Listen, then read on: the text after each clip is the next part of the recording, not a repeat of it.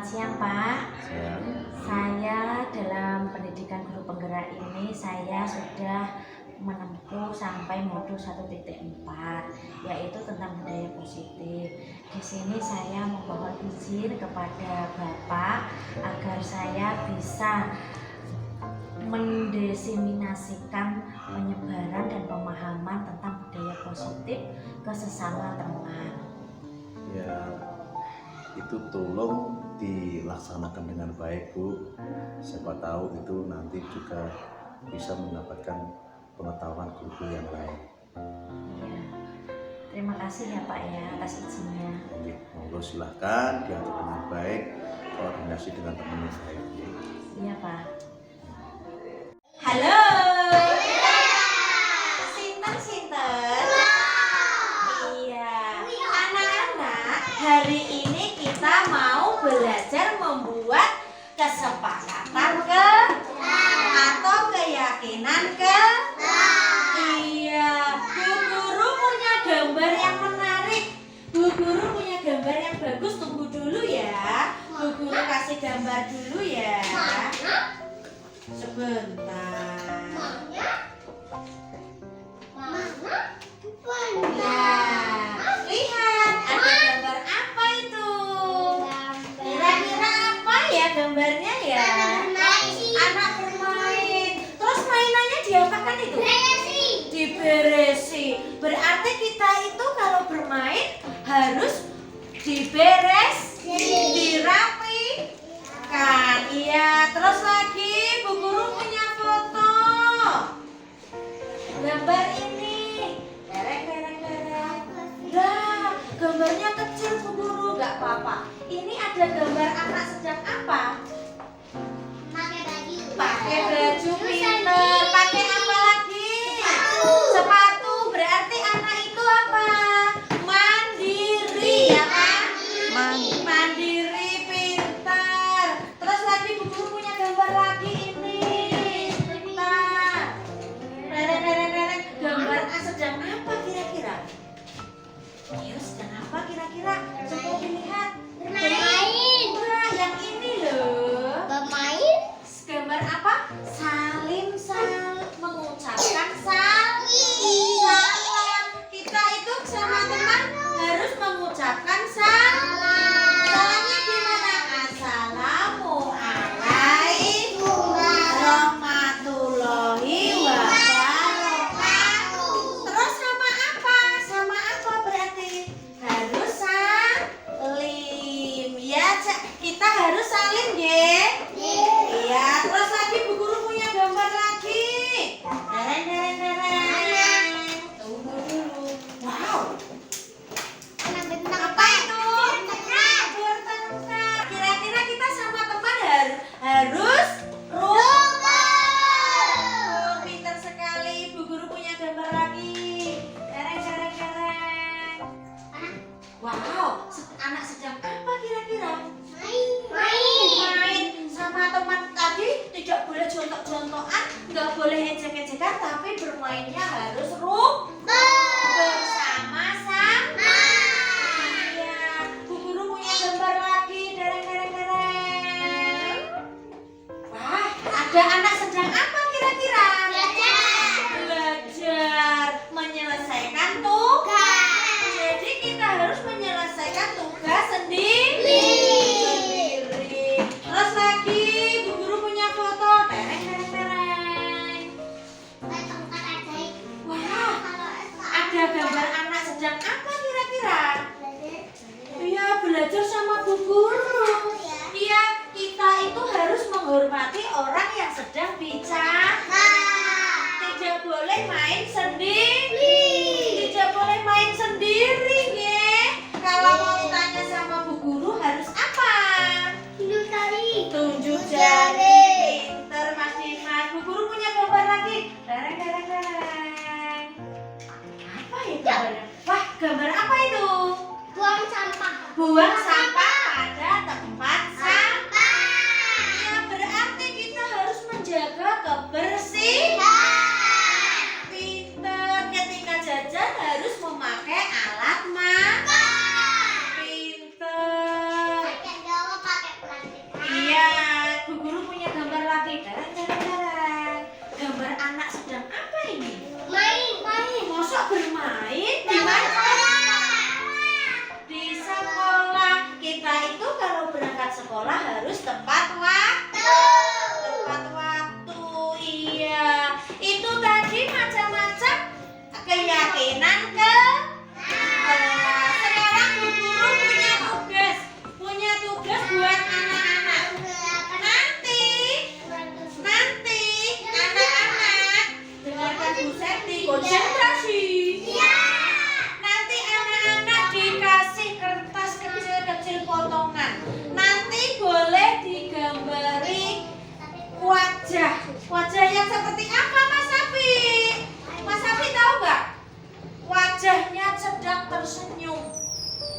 ini matanya 2, dia suka, makanya dia tersenyum. Ada juga gambar yang tidak suka. Kalau tidak suka, kalau gambar yang suka gimana, Cak? Kalau gambar yang suka dia tersenyum. Nanti di kertas kecil ini digambari mana yang paling kalian suka. Mengucapkan salam, terus salim, terus rukun sama teman, terus membuang sampah pada tempatnya. Terus ini tadi apa? Menghormati orang lain. Terus gambar ini apa tadi? Merapikan mainan. Yang ini menjaga apa, Cak? Barang-barang pribadi.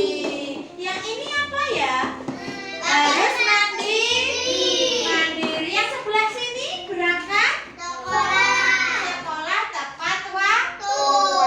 Yang ini mengerjakan tugas sendiri. Iya. Nanti di sini digambari, Dek. Nanti anak-anak dikasih kertas ini, terus digambari gambar orang tersenyum. Terus ditempel loh, Bu Septi, aku suka yang ini, ditempelkan di sini. Bu Septi, aku suka yang ini, ditempelkan di sini. Bisa.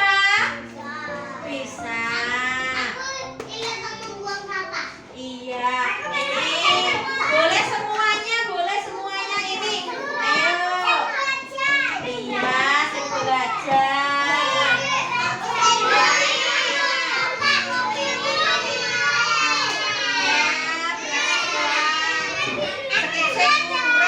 Anak-anak, sekarang boleh digambari. Di kertasnya ini boleh digambari caption.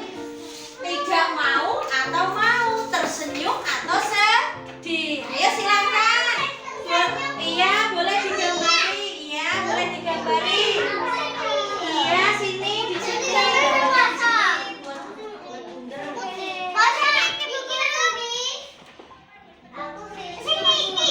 Iya.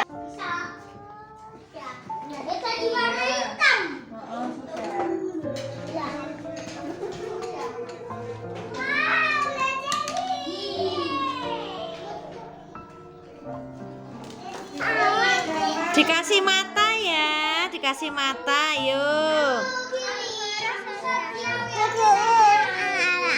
Iya, boleh.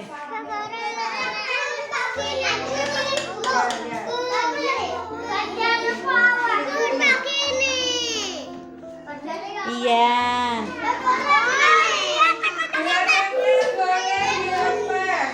Ayo, boleh dilepas itu.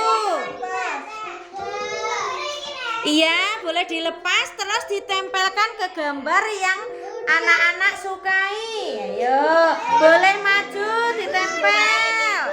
Iya, dilepas itu. Ayo, yang atas juga boleh, yang bawah boleh, semuanya. Ayo. Iya, boleh. Iya.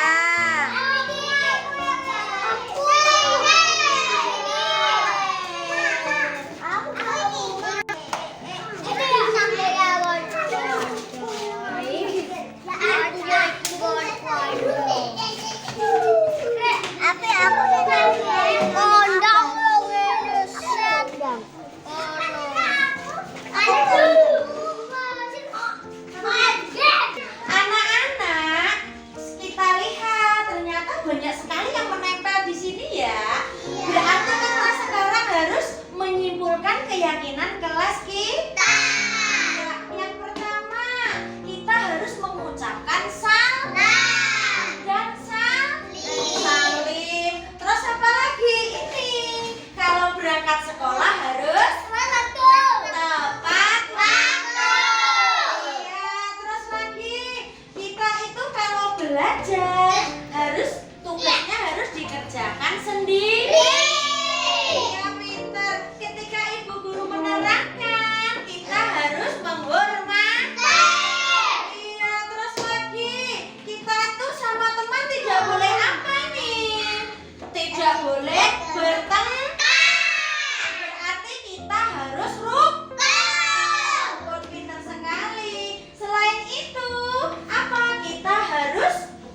menjaga barang pribadi. Pensilnya dijaga, menghapusnya dijaga. Kalau sudah digunakan harus segera dimasukkan ke dalam printer. Iya. Ini ketika bermain harus dibereskan, dirapikan, pinter sekali. Ketika jajan, apa Cak? Dibuang ke tempat sampah. Dibuang di tempat sampah, berarti kita bisa menjaga kebersihan lingkungan sekolah. Iya, terus yang terakhir kita harus jadi anak yang apa? Mandiri.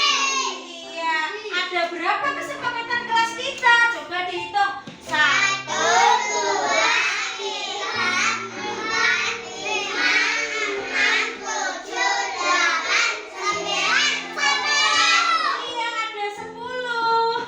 Dan bisa kita tempelkan kesepakatan kelas kita di dinding kelas. Iya, sebentar Bu Guru kasih double tick dulu ya. Kesepakatan kelas ini harus dipatuhi Bu Guru sama anak-anak. Tidak boleh ada yang melanggar. Iya. Jangan dilanggar, ya. Kalau ada teman yang melanggar harus diingatkan. Apa? Ingatkan. Iya. Kita tempel di sini ya, kesepakatan kelas kita ya. Iya, kita tempel di sini. Ini kesepakatan kelas kita.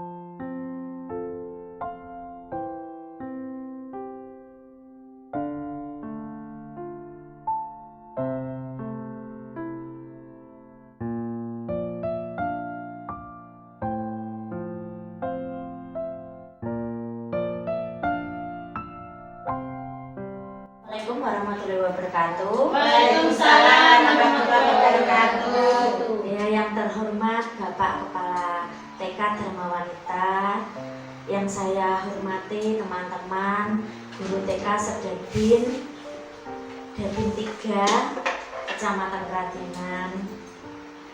Pertama-tama kita panjatkan puji dan syukur terhadap Allah Subhanahu wa Ta'ala, sehingga pada hari ini kita bisa berkumpul bersama-sama dalam keadaan sehat walafiat. Sholawat serta salam kita panjatkan kepada junjungan besar Nabi Muhammad SAW yang syafaatnya kita nantikan hingga di yaumul qiyamah.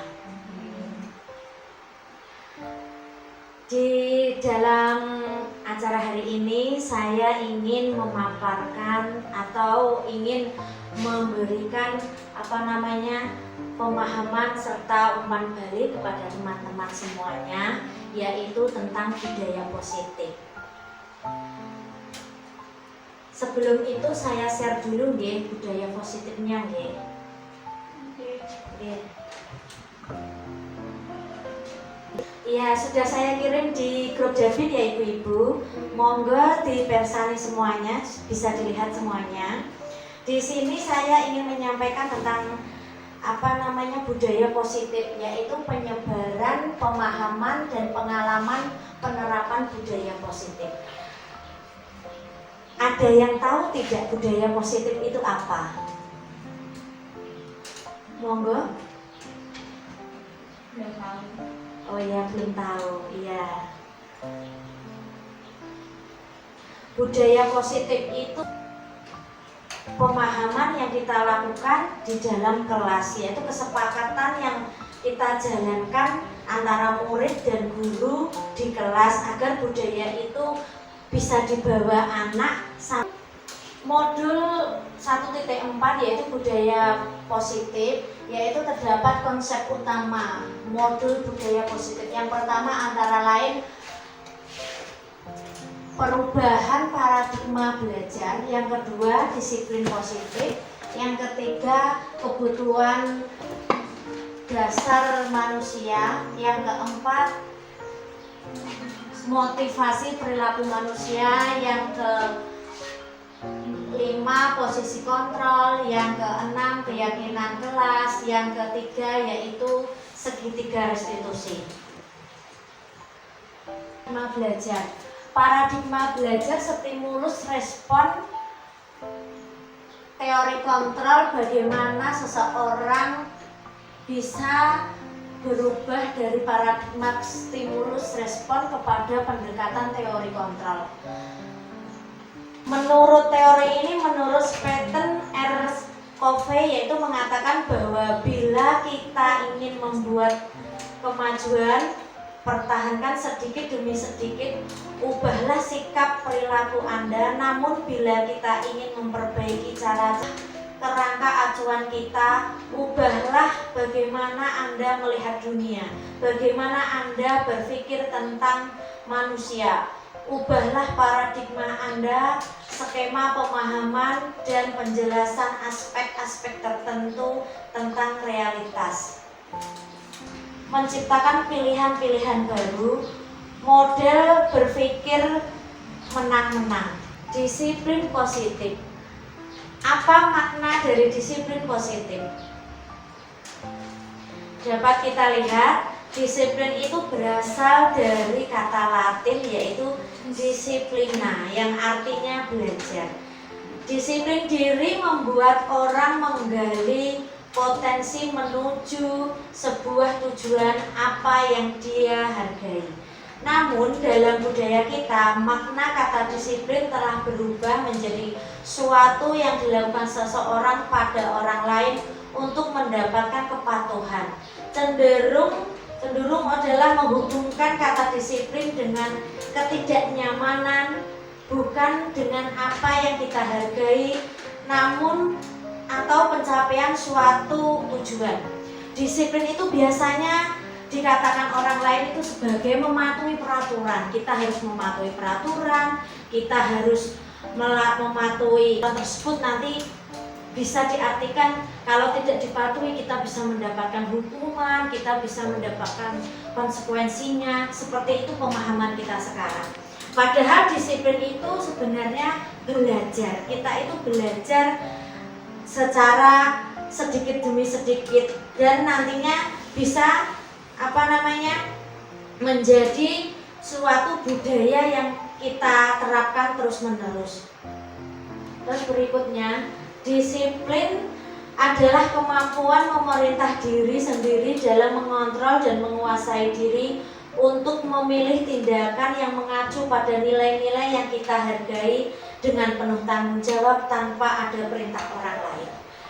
Jadi disiplin itu terkadang itu diartikan seperti ini. Kita harus mematuhi sesuatu karena kita diperintah, kita dikekang, kita diharuskan seperti itu. Padahal disiplin itu harus ada di dalam diri kita, untuk kesadaran dari dalam diri kita untuk menjalankannya. Nilai-nilai yang kita hargai adalah nilai kebajikan. Sifat positif manusia yaitu merupakan tujuan mulia yang ingin dicapai suatu individu, yaitu nilai-nilai dalam profil pelajar Pancasila. Kita sebagai guru itu menjalankan disiplin positif itu, tujuan itu agar anak itu terbentuk profil pelajar Pancasila. Profil pelajar Pancasila itu yang pertama yaitu beriman dan bertakwa kepada Tuhan Yang Maha Esa, berbinekaan global, mandiri, gotong royong, bernalar kritis, dan kreatif. Terus yang ketiga yaitu kebutuhan dasar manusia. Yang pertama yaitu bertahan hidup. Pastinya manusia itu kan keinginannya itu adalah untuk bertahan hidup. Terus yang kedua yaitu kasih sayang dan rasa diterima. Terkadang kita itu dalam pembelajaran di kelas banyak anak yang melanggar peraturan sekolah itu karena mungkin faktor dari keluarga. Kemungkinan dari anak itu memiliki kekurangannya yaitu kasih sayang. Contohnya mungkin karena kurangnya keterpedulian orang tua di rumah, kurangnya perhatian, atau mungkin terjadi konflik-konflik yang dibawa anak sampai ke sekolah. Yang ketiga yaitu kebebasan. Keinginan bebas itu pasti ingin dirasakan setiap orang dan setiap anak. Kesenangan. Terkadang kita ataupun anak-anak didik kita itu dalam pembelajaran mereka itu yang dirasakan itu adalah kesenangan ketika bermain dan rasa kesenangannya itu bisa melanggar keyakinan sehingga mereka itu kurang terarah, mengetahui karena kesenangannya itu dia sampai melanggar peraturan sekolah. Contohnya ketika ada juga kelas yang lebih tinggi, contohnya SMP, mereka itu kan kesenangan mungkin dia melakukan bolos sekolah atau mungkin tidak masuk jam pelajaran ya. Mungkin mereka dengan temannya itu melakukan kesenangan yang lain sehingga dia melalaikan akan kesepakatan kelas yang sudah disepakati bersama. Yang kelima yaitu penguasaan. Selanjutnya yaitu tentang motivasi perilaku manusia. Motivasi merupakan dorongan yang timbul pada diri seseorang sadar atau tidak sadar untuk melakukan suatu tindakan dengan tujuan tertentu. Motivasi dibagi menjadi dua, yaitu motivasi ekstrinsik dan motivasi intrinsik. Ekstrinsik yaitu mengacu pada jenis motivasi yang mendorong seseorang untuk melakukan sesuatu dengan tujuan mendapatkan hadiah atau imbalan atau penghargaan dilakukan kita. Saya juga pernah melakukan motivasi intrinsik ini kepada siswa, yaitu memberikan penghargaan. Ya kamu, ya pinter ya, nanti kalau kamu bagus nanti kamu bisa naik kelas, kamu mungkin dapat hadiah, imbalan, seperti itu. Sebenarnya cara seperti itu tidak bagus, karena apa? Terkadang kalau kita memberikan penghargaan atau imbalan kepada seorang anak, tapi ada juga anak yang lain yang merasa iri. Motivasi intrinsik, motivasi di mana perilaku seseorang melakukan atau mencapai sesuatu demi dirinya sendiri untuk jadi orang yang mereka inginkan dan menghargai diri sendiri dengan nilai-nilai yang diyakini. Motivasi perilaku manusia yang pertama yaitu untuk menghindari ketidaknyamanan atau hukuman apa yang akan terjadi apabila saya tidak melakukannya, yaitu motivasi eksternal. Kebanyakan itu kan seorang siswa itu kan pastinya menginginkan kalau saya tidak mematuhi hukuman tersebut, pasti kan takut dihukum, takut guru saya marah, takut gimana, takut tidak naik kelas, seperti itu.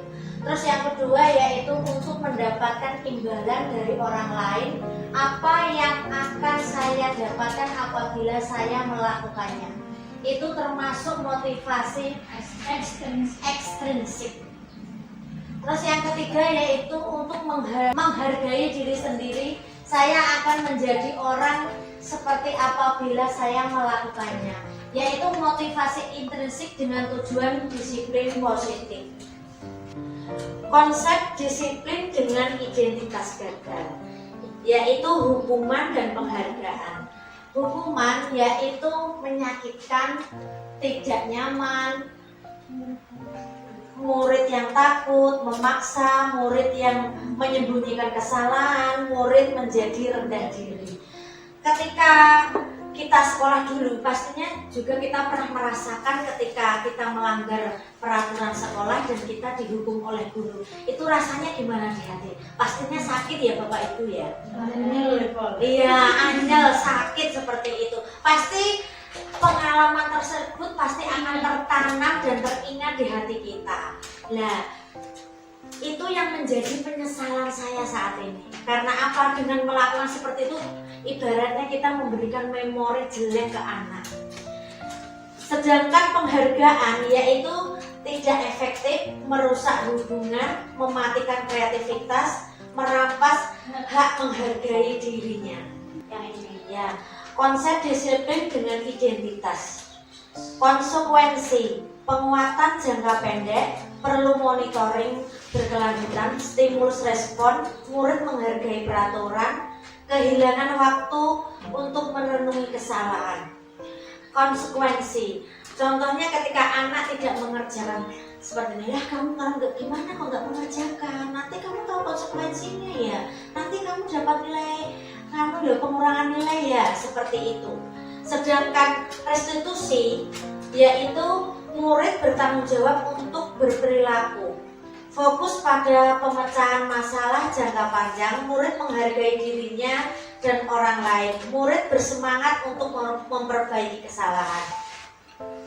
Ya, ini konsep pendekatan restitusi. Restitusi adalah suatu proses menciptakan kondisi bagi murid untuk memperbaiki kesalahan mereka, sehingga mereka bisa kembali ke kelompok mereka dengan karakter yang lebih kuat. Restitusi juga merupakan proses kolaborasi, mengajarkan murid untuk mencari solusi untuk masalah mereka dan membantu murid berpikir tentang orang seperti apa yang mereka inginkan dengan tujuan mulia, bagaimana mereka harus memperlakukan orang lain. Itu menurut pendapatan Goosen 2004. Ciri-ciri dari restitusi, yaitu yang pertama, bukan untuk menebus kesalahan, namun untuk belajar dari kesalahan, memperbaiki hubungan, tawaran bukan paksaan. Restitusi menuntun untuk melihat ke dalam diri. Restitusi mencari kebutuhan dasar yang mendasari tindakan. Restitusi diri adalah cara yang paling baik. Restitusi berfokus pada karakter untuk tindakan. Restitusi berfokus pada solusi. Restitusi mengembalikan murid yang berbuat salah ke kelompoknya. Perbedaan kasus siswa yang sering tidak mengerjakan PR. Hukum siswa tersebut hormat bendera selama 15 menit. Guru marah dan murid menjadi takut. Konsekuensinya, guru memberikan konsekuensi untuk mengerjakan PR saat istirahat atau dikerjakan 3 kali lipat.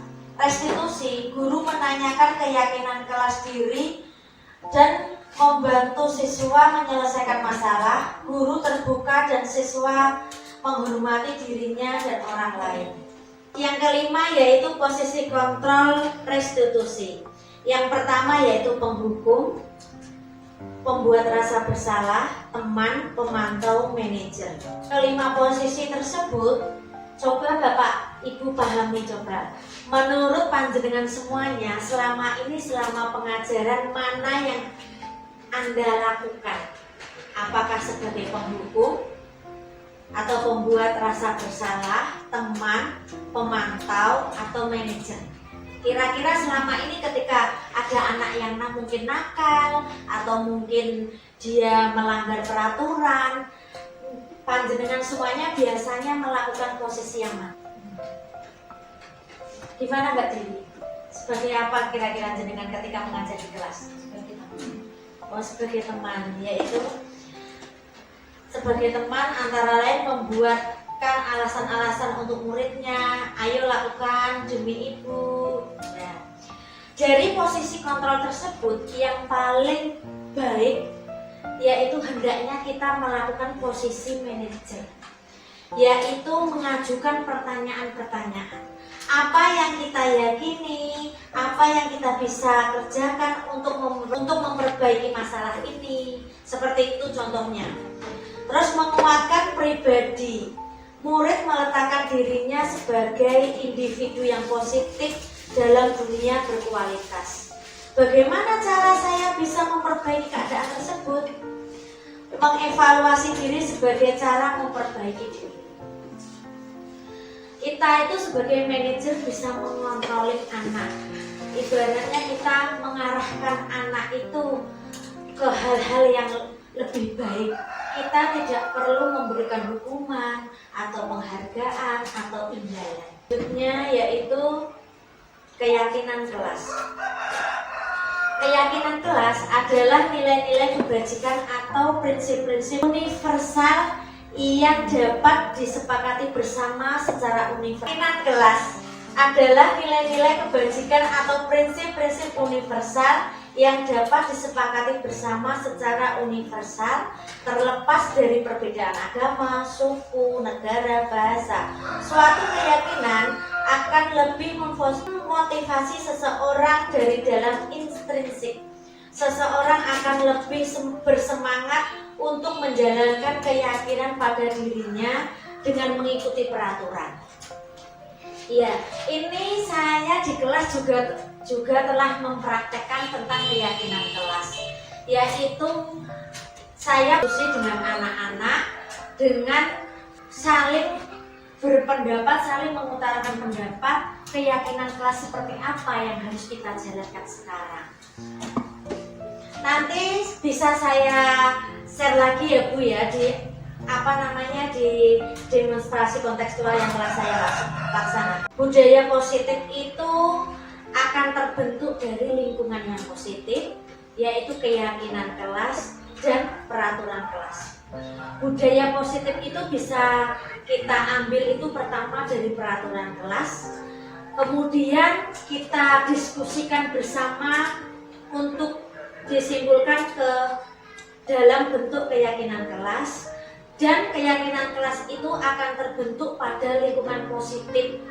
Dan budaya positif itu akan bisa berjalan ketika antara guru, murid, dan kepala sekolah dapat bekerja sama agar pelaksanaannya ini bisa terus berjalan. Keyakinan kelas dan peraturan kelas. Silakan bisa dicermati, di sini ada perbedaan antara keyakinan kelas dan peraturan kelas. Kalau keyakinan kelas yaitu tanggung jawab, menghormati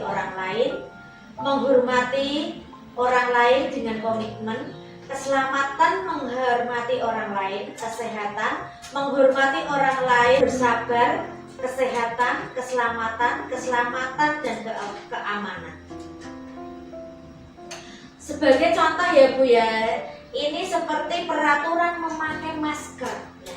Ketika memakai masker itu keyakinan kelasnya apa? Yaitu untuk kesehatan, untuk keselamatan. Kalau tidak pakai masker, mungkin kita bisa tertular, kesehatan kita bisa terganggu, keselamatan diri kita bisa juga terganggu.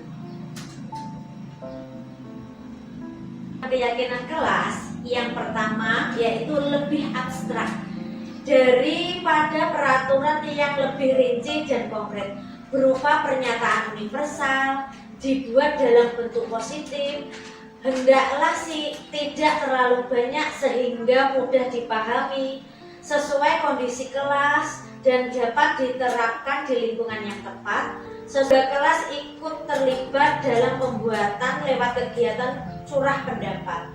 Bersedia meninjau kembali keyakinan kelas dari waktu ke waktu. Kemarin itu saya membuat keyakinan kelas dengan cara memberikan gambar ke anak. Sebentar ya. Iya, ini kemarin saya telah melakukan keyakinan kelas, yaitu saya memberikan gambar ke anak. Nah, ini ada gambar anak yang sedang berangkat sekolah dan di sini tertera jam dinding.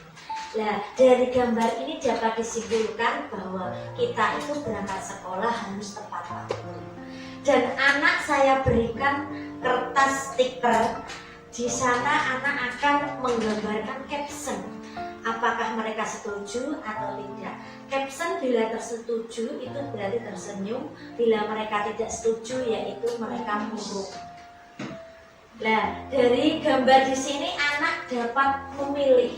Dan sebenarnya banyak ya Bu, tidak hanya ini, ada 10 10 gambar yang bisa dipilih anak. Ya, ini sebagai contoh ya Bu ya. Gambar yang pertama itu saya memberikan gambar tadi seperti ini, saya tempelkan di dinding kelas. Kemudian ada 10 gambar dan anak diberikan kertas klip dan diberikan caption. Mereka akan memilih gambar mana yang mereka setujui. Terus berikutnya anak bisa langsung menempel mana ya yang mereka inginkan untuk menjadi kesepakatan kelas kita.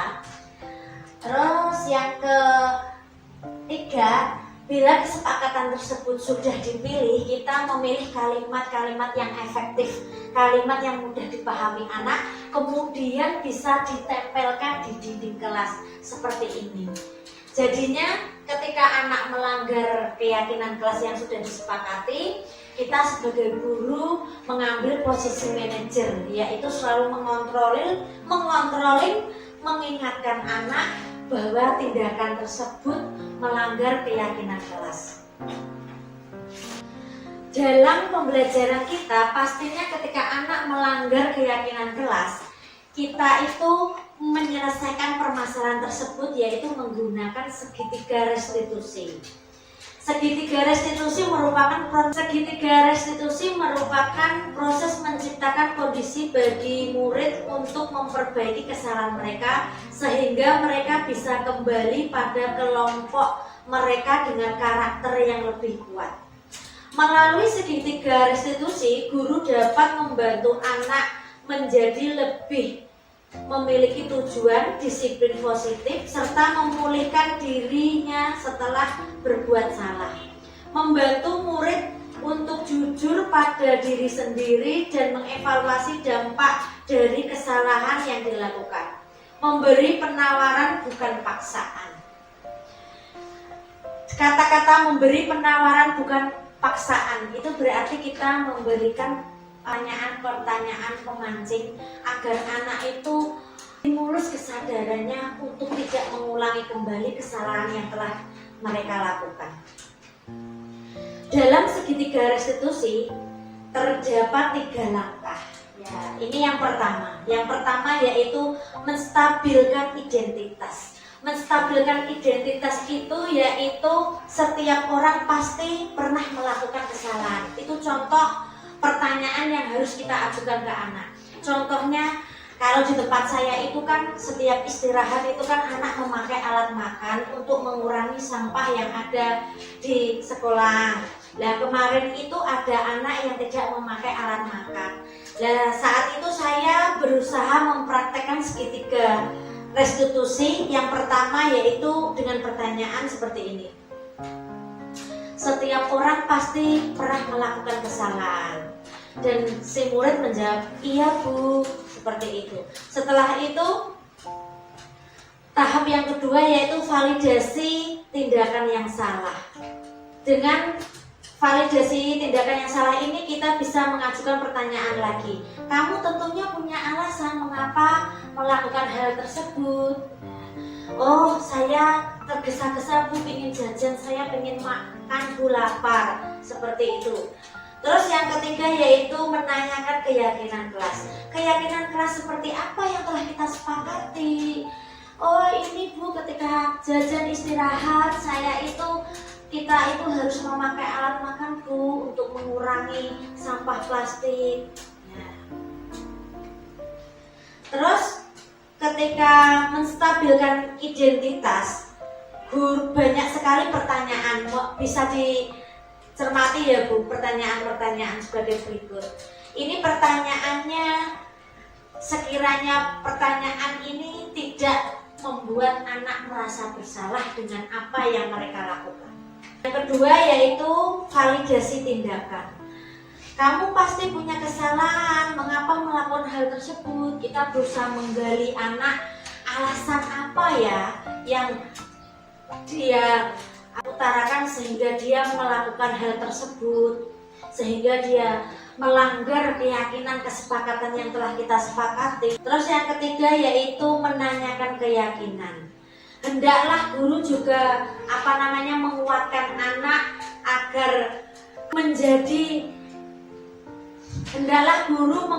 anak agar anak mengingat kembali kesepakatan yang telah kita sepakati di dalam kelas.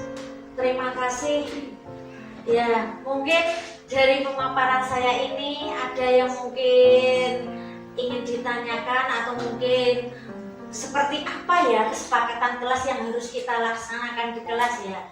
Ayo monggo ibu-ibu mungkin ada pertanyaan atau apa yang ingin diungkapkan agar kita itu mendapatkan cara atau teknik dalam mengatasi murid yang melanggar peraturan atau melanggar keyakinan kelas.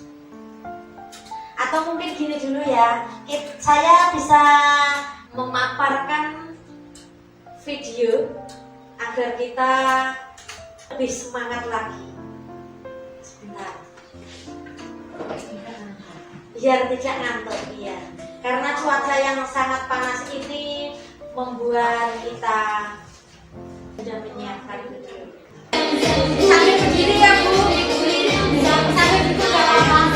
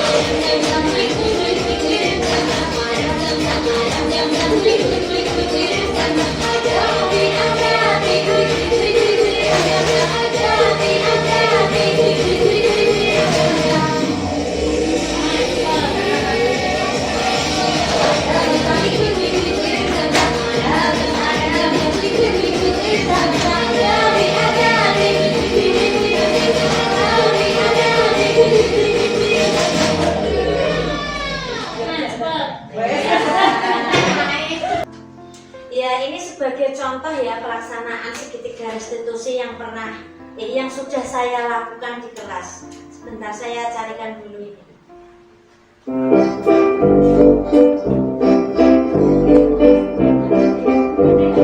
Halo Bapak Ibu guru hebat, saya Osi Septiani dari TK dan Komunitas Satu Bogor, calon guru penggerak angkatan 9 Kabupaten Grobogan. Pada video kali ini, saya ingin memaparkan tentang demonstrasi konteks keluar modul 1.4, yaitu tentang budaya positif segitiga restitusi. Dalam pendidikan saya ditemani oleh fasilitator yaitu Bunda Aminah Agustina dan pendamping praktik Bapak Eri Haryanto. Pengertian segitiga restitusi adalah sebuah dialog yang dilakukan oleh guru maupun orang tua untuk menciptakan siswa menjadi mandiri dan lebih bertanggung jawab. Dalam segitiga restitusi terdapat 3 langkah. Yang pertama, menstabilkan identitas. Kedua, validasi tindakan yang salah. Ketiga, menanyakan keyakinan kelas.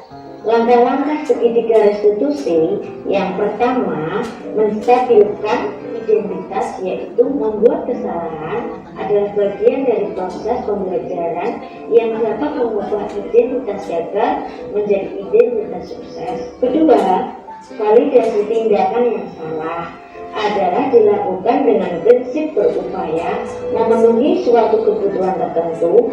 Guru akan bergeser dari pemikiran stimulasi respon menjadi proaktif sehingga menggali dan mengakui kebutuhan murid akan memperbaiki hubungan murid. 3. Menanyakan keyakinan kelas, yaitu di mana siswa diberi pertanyaan-pertanyaan untuk menimbulkan motivasi intrinsik sehingga dapat mengaitkan keyakinannya dengan tindakan yang salah.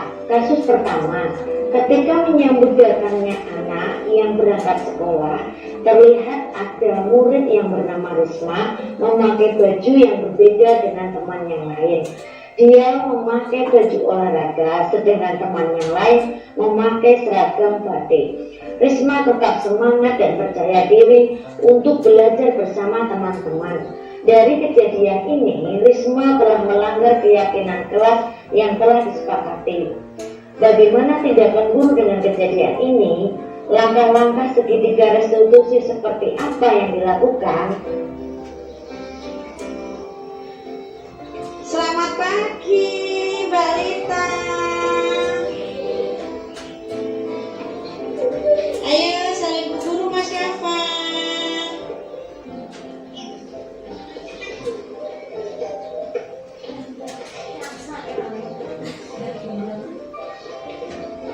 Pagi Mbak Risma. Ayo Mas Ageng.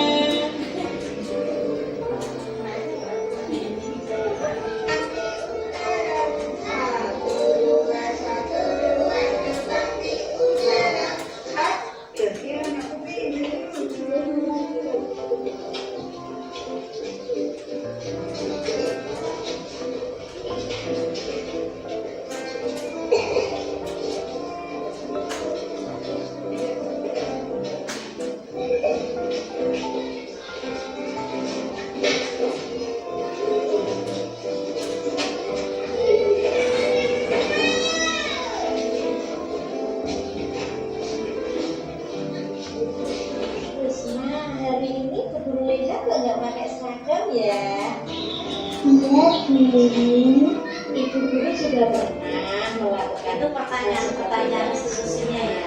berbuat salah tidak apa-apa. Saya ingin maaf guru. Kamu pasti punya alasan melakukan hal seperti ini. Kenapa ya Mbak Risma ya? Karena Pak Dawi tidak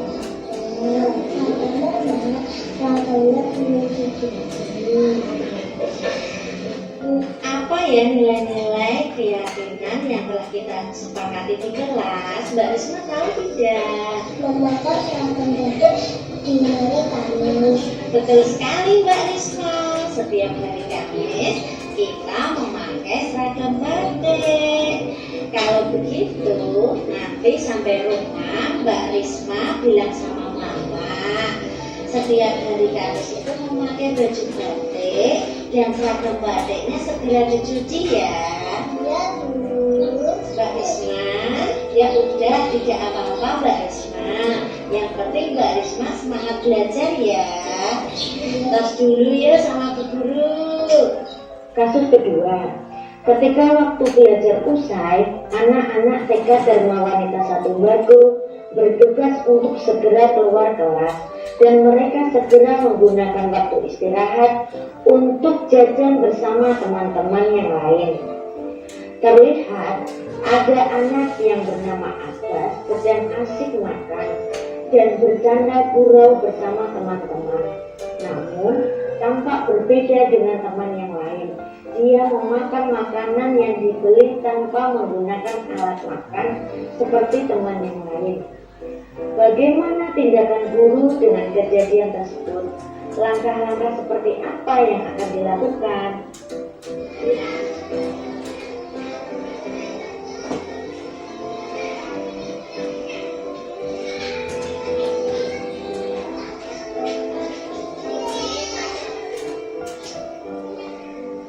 Wah, pada jajan ya?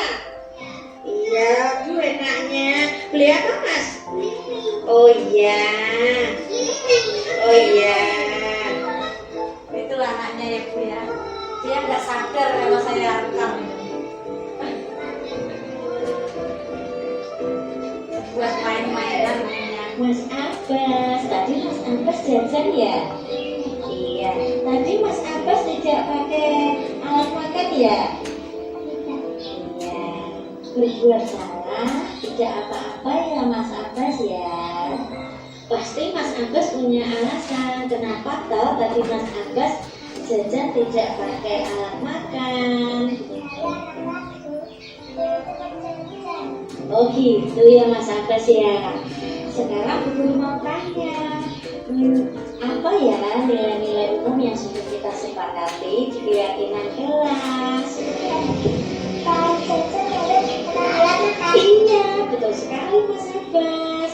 Setiap kita jajan, kita harus menggunakan alat makan untuk mengurangi sampah plastik. Iya kan Mas Abbas ya?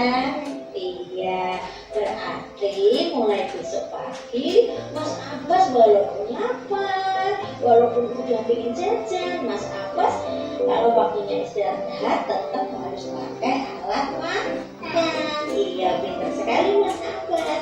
Mas Abbas tetap semangat ya. Iya, atas dulu sama Bu Sakti. Iya. Namaku Risma, sekolahku TK Darmawanita 1 Bagu. Aku senang menjalankan keyakinan kelas. Terima kasih Bunda Sakti telah mengingatkanku. Selamat ya Bunda. Nama sekolahku TK 1 Bagu. Aku senang melaksanakan keyakinan kelas. Terima kasih Bunda Sakti telah mengingatkanku. Semangat ya Bunda.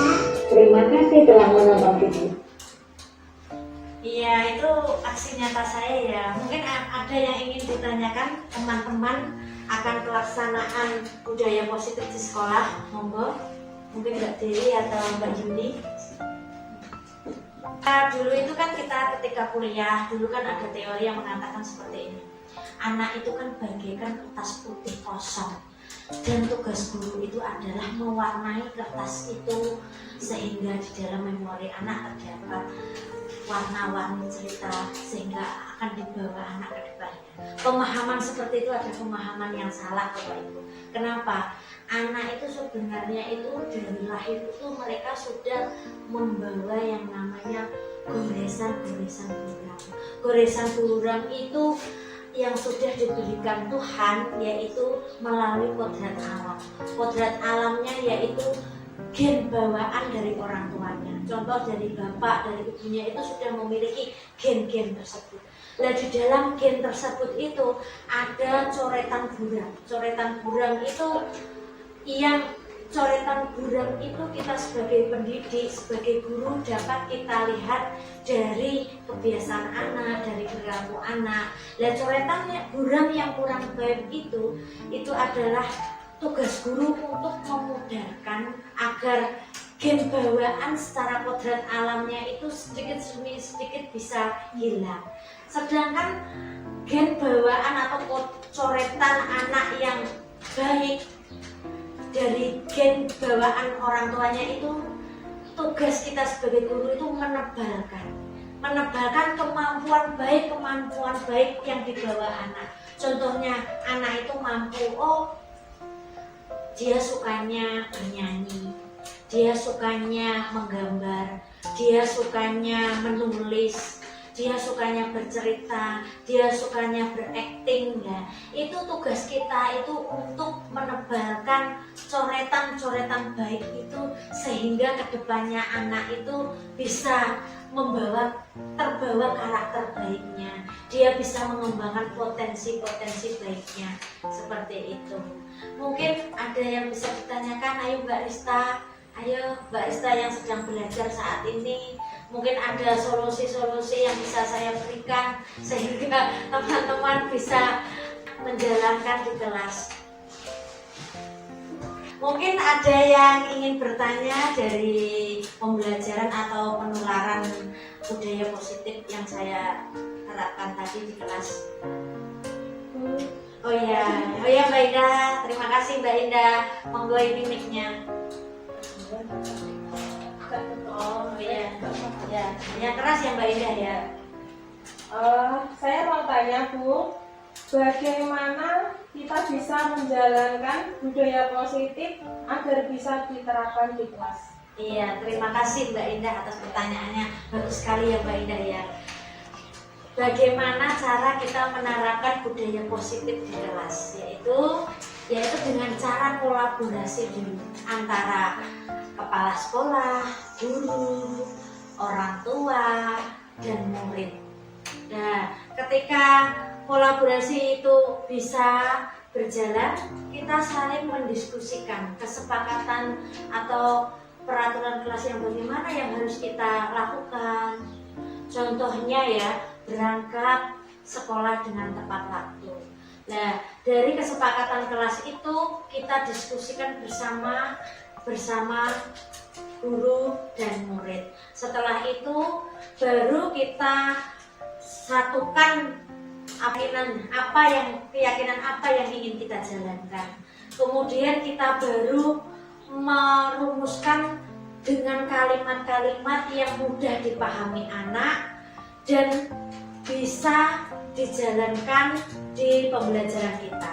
Selain itu, kita tempelkan kesepakatan kelas tersebut, kita catat kesepakatan kelas tersebut di dinding kelas, dan semua orang bisa melihat, baik guru, baik murid, baik kepala sekolah, sehingga dimana bila anak ada yang melanggar keyakinan kelas tersebut, kita bisa saling mengingatkan, kita saling